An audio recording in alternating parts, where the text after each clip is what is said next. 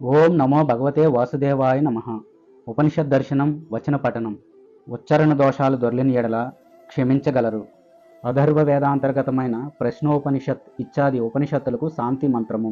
ఓం భద్రం కర్ణేభి శృణుయామ దేవాః, భద్రం పశ్యేమాక్షభిర్యజత్రాః, స్థిరైరంగైస్తుష్టువాగంసస్తనూభిః, వ్యసేమ దేవహితం యదాయుః.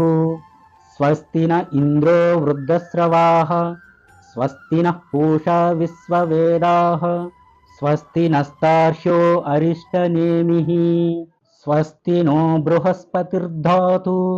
ఓం శాంతి శాంతి శాంతి. భావం: ఓ దేవతలారా, మేము మా చెవులతో శుభప్రదమైన విషయాలనే వినదముగాక, మేము మా కళ్ళతో శుభప్రదమైన వాటినే చూసిదముగాక.